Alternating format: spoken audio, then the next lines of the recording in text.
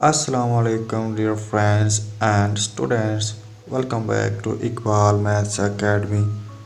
आज हम exercise 1.1 and exercise 1.2 को सॉल्व करेंगे। क्वेश्चन नंबर 1 में हमें क्या कहता है right the order of the given below matrix. हमने क्या लिखना है, इसका ऑर्डर लिखना है, कितनी रो है कितने कॉलम है, मतलब कि इसका मरतबा लिखना है। ए में देखें कितनी रोज़ हैं कितने कॉलम हैं, इसकी 2 रोज़ हैं एंड 2 कॉलम्स हैं, तो इसका मरतबा फिर क्या होगा, ऑर्डर इज़ 2/2। 2/2 इसका मरतबा होगा। जितनी रो होंगी जितने कॉलम होंगे हमने बता देना। इसमें कितना है, इसमें भी 2/2 है। इसमें कितना है, इसमें कितनी रोज़ हैं, रो 1 है और कॉलम कितने हैं 2, इसका मतलब फिर क्या होगा 1/2। और इसमें कितने कॉलम है और कितनी रो है, इसमें एक कॉलम और एक ही रो है, तो ये आ जाएगा 1/1। समझ आ गई स्टूडेंट्स। इसमें देखें कितने हैं,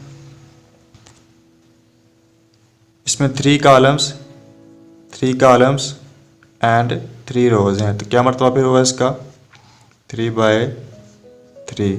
इसमें कितनी रोज़ हैं, 2 रोज़ हैं एंड 3 कॉलम्स हैं, इसका मतलब क्या हुआ 3/2। ये था क्वेश्चन नंबर 1। एक्सरसाइज 1.1 का क्वेश्चन नंबर 2 क्या कहता है, find the equal matrix to each other. हमने क्या फाइंड करना है, जो मैट्रिक्स एक दूसरे के इक्वल हैं उनको हमने लिखना है कि कौन कौन से मैट्रिक्स एक दूसरे के इक्वल है। सबसे पहले आपको डेफिनेशन आनी चाहिए कि इक्वल मैट्रिक्स होते क्या हैं। इक्वल मैट्रिक्स की डेफिनेशन क्या बताई थी, A is equal to B. A is equal to B तब होगी अगर इस साइड पे 2/2 मैट्रिक्स है तो इस साइड पे भी 2/2 मैट्रिक्स होना चाहिए। और दूसरी शर्त क्या थी, इसकी एंट्री भी सेम होनी चाहिए। अगर फ़र्ज़ करें यहाँ पे 1 2 है तो इस साइड पे भी 1 2 0 0 होना चाहिए। 2 शर्तें थी ना, एक तो इसका ऑर्डर सेम होना चाहिए, दूसरा कि उसकी एंट्रीज भी सेम होनी चाहिए। तो इसमें से चेक करते हैं किन का ऑर्डर सेम है और किन की एंट्री सेम है। अगर तो ये दोनों कंडीशनें पूरी हो जाएंगी तो हम कह देंगे जी एक दूसरे के इक्वल हैं। तो चलिए चेक करते हैं। ए को देखें, क्या ए की तरह का कोई और है, ए की तरह का कोई और मैट्रिक्स है। ए में कितनी कॉलम है, कितने रोज हैं, ए में 1 रो एंड 1 कॉलम है ना, तो 1 रो और 1 कॉलम वाला कोई और देखें कोई है इसमें। बी में देखें नहीं है, सी में नहीं है, डी में, तो ए किसी के साथ भी नहीं मिलता। इसका मतलब ए किसी के साथ नहीं मिल रहा, एक अकेला ही है। अब बी को चेक करते हैं, बी में कितनी रोज हैं कितने कॉलम हैं। बी में हमारे पास 1 रो है एंड 2 कॉलम्स हैं, 1 रो एंड 2 कॉलम्स। तो कोई हो रहा है इस तरह का जिसकी एंट्री भी सेम हो। 3 5 है, 1 रो एंड 2 कॉलम्स। किसी और में है 1 रो, इसमें 1 रो है लेकिन इसकी एंट्री सेम नहीं है। इसमें भी 1 रो है लेकिन इसकी भी एंट्री सेम नहीं है। 1 रो एंड 2 कॉलम्स। इसको देखें बी और आई को, B which is equal to I, क्योंकि बी में कितनी रो है 1 रो 2 कॉलम्स। इसमें कितनी रो है 1 रो एंड 2 कॉलम्स और एंट्री भी सेम है। 3 है तो 3 है, 5 है तो 3 + 2 इज इक्वल टू 5। इसका मतलब B is equal to I, ये दोनों एक दूसरे के बराबर हैं। अब सी को देखना है, सी में कितनी रो है, सी में है 1 रो एंड 2 कॉलम्स। 1 रो और 1 and column C1 and C2। इस तरह का कोई और है, 5 एंट्रीज -2 कोई और है। डी नहीं, ये भी नहीं, ये भी नहीं। इसको देखें ये भी नहीं, इसको देखें ये भी नहीं, ये भी नहीं। मतलब सी भी किसी के साथ नहीं मिल रहा, सी भी अकेला ही है। अब डी को देखें, डी में हमारे पास एंट्रीज कौन सी हैं 5 एंड 3। रो कितनी है 1 एंड कॉलम कितने हैं 2। क्या इस तरह का कोई और है 5 एंड 3। कोई भी नहीं, डी भी किसी के साथ नहीं मिल रहा। अब ई को देखते हैं। ई में हमारे पास है 4062, 4062 कोई और है ई एंड एच, ये दोनों एक दूसरे के बराबर हैं, तो हम लिख लेंगे E which is equal to H, क्योंकि इसमें एंट्रीज भी सेम है 4062 और एच में भी एंट्रीज सेम है 4062, तो ये दोनों एक दूसरे के बराबर हो जाएंगे और इसका आर्डर भी सेम है, 2/2 है, ये भी 2/2 है, इसकी एंट्री भी सेम है, तो इसका मतलब E is equal to H. अब आगे देखते हैं एफ़ वाले पार्ट को। एफ़ में क्या है, 2 रोज़ हैं और कॉलम कितने हैं, 1, रो कितनी है इसमें 2 एंड कॉलम कितने हैं 1, तो इसकी एंट्रीज क्या है 2 6। अब 2 6 वाला कोई और है, एफ़ वाला और एच वाला, इसको चेक करें। जी में क्या है 3 - 2 कितना होता है 3 - 1 which is equal to 2, 3 + 3 which is equal to 6, इसका मतलब F which is equal to G, क्योंकि इसकी एंट्रीज एंड मरतबा दोनों का सेम है, आर्डर और एंट्रीज दोनों सेम है, तो इसका मतलब ये एक दूसरे के बराबर है। अब एच वाला पार्ट हो गया, आई वाला भी हो गया, जे वाला देखें।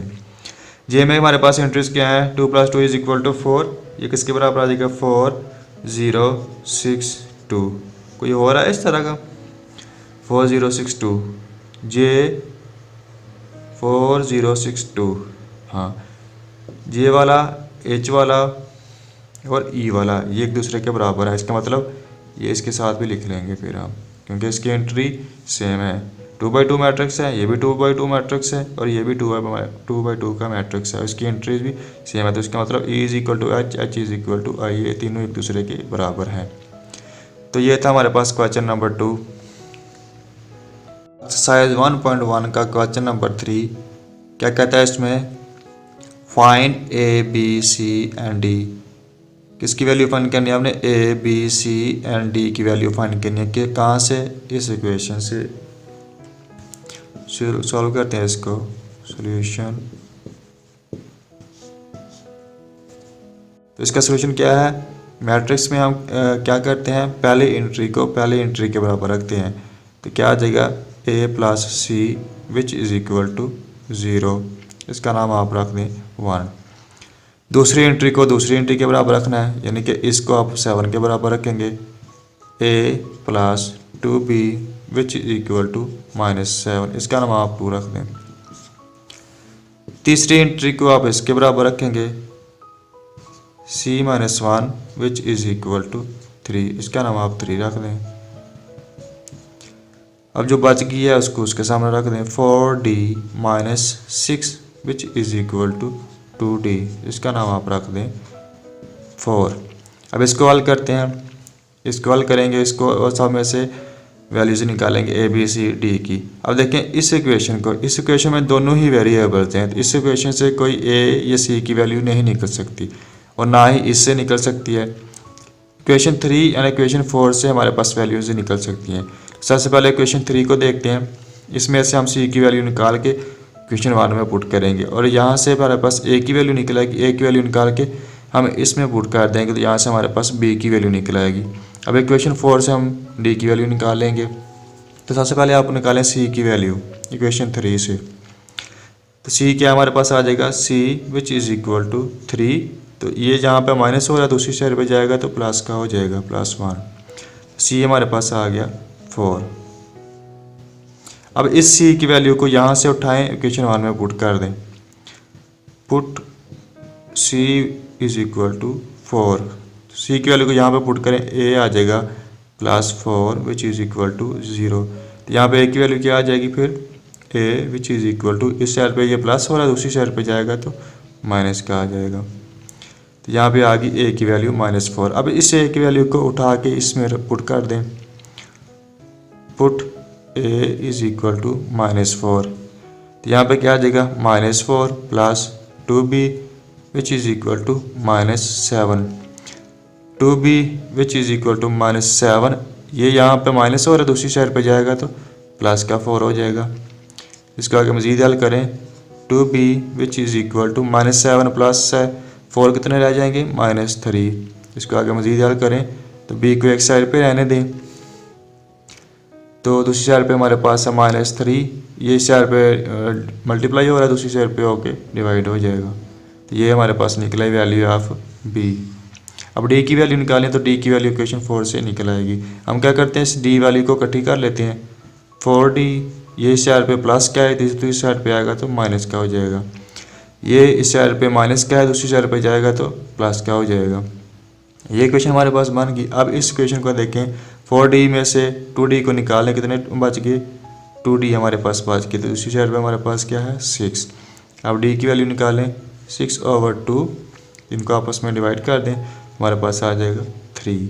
तो इस तरह हमारे पास A की वैल्यू ये निकली है, B की वैल्यू ये, C की वैल्यू ये और D की वैल्यू 3। ये था एक्सरसाइज 1.1 का क्वेश्चन नंबर 3। इस तरह एक्सरसाइज 1.1 कंप्लीट हुई। अब हम स्टार्ट करते हैं एक्सरसाइज 1.2। स्टूडेंट्स, अब एक्सरसाइज 1.1 को सॉल्व हमने कर ली है। अब एक्सरसाइज 1.2 को सॉल्व करते हैं। तो क्या कहता है क्वेश्चन नंबर 1, कहता है determine the null row column and identity matrix. हमने इसकी शनाख्त करनी है कि इसमें जीरो मैट्रिक्स कौन सा है, रो मैट्रिक्स कौन सा है, कॉलम मैट्रिक्स कौन सा और आइडेंटिटी मैट्रिक्स कौन सा है। तो सबसे पहले ए को देखें, ए में क्या है, सारे एलिमेंट और एंट्रीज ज़ीरो है। तो इसका मतलब क्या हुआ कि ये नल मैट्रिक्स है, नल और ज़ीरो मैट्रिक्स।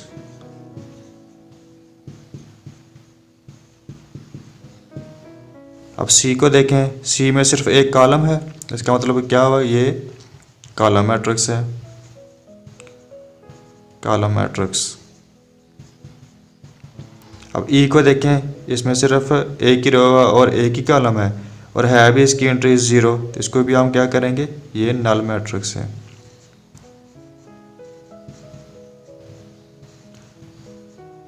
बी पे आ जाएं, बी में सिर्फ एक रो है तो ये क्या होगा, row matrix, row matrix. D में देखें क्या है, 1 0 0 1, तो ये किसकी एंट्रीज होती हैं, ये आइडेंटिटी मैट्रिक्स की एंट्री है, तो ये क्या हो जाएगा, आइडेंटिटी मैट्रिक्स, आइडेंटिटी मैट्रिक्स। अब एफ में देखें क्या है, एफ में सिर्फ 1 कॉलम है, इसका मतलब ये क्या हुआ, ये कॉलम मैट्रिक्स है।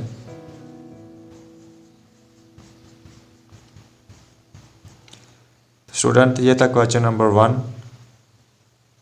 एक्सरसाइज 1.2 का question number 2 and question number 3। Determine the rectangular square matrix, scalar matrix, null और ज़ीरो मैट्रिक्स है। ये सारे के सारे आपने आप खुद फाइंड करेंगे बाय द डेफिनेशन। अगर आपको डेफिनेशन सही तरीके से आती हैं तो ये question number 2 and question number 3 आप खुद कर सकते हैं। तो डेफिनेशन के लिए हमारा प्रीवियस लेक्चर को आप देखें, वहाँ से डेफिनेशन को समझें और ये क्वेश्चन 2 एंड क्वेश्चन 3 आप खुद करेंगे। एक्सरसाइज 1.2 क्वेश्चन नंबर 4 में क्या कहता है, find out the negative matrix. क्या फाइंड करना है, इसका नफी मैट्रिक्स फाइंड करना है। तो नफी मैट्रिक्स की डेफिनेशन आपको प्रीवियस लेक्चर में मिल जाएगी। तो कैसे फाइंड करते हैं, इस ए को देखें, इसको -1 के साथ मल्टीप्लाई कर दें तो ये हमारे पास नेगेटिव मैट्रिक्स आ जाएगा, मल्टीप्लाइड बाय -1। तो ये क्या बन जाएगा, -1 0 +1, तो हमारे पास आ जाएगा which is equal to negative matrix. अब बी को देखें, बी को भी माइनस के साथ मल्टीप्लाई करें, -b के साथ मल्टीप्लाई करेंगे, इस साइड पे भी और इस साइड पे भी 3 -1 2 1। अब ये माइनस अंदर जाकर तमाम अलामतों को चेंज कर देगा, तो हमारे पास क्या आ जाएगा, -3, ये माइनस से मिल गया क्या बन जाएगा, +1। ये माइनस जब इस के प्लस के साथ मल्टीप्लाई खाएगा तो -2 आ जाएगा, जब इसके साथ मल्टीप्लाई खाएगा तो -1 आ जाएगा। तो ये हमारे पास क्या है, नेगेटिव ऑफ मैट्रिक्स। अब इस सी को देखें, इसमें क्या कहते हैं, नेगेटिव नंबर के साथ मल्टीप्लाई करना था, तो -c which is equal to -2 6 3 2।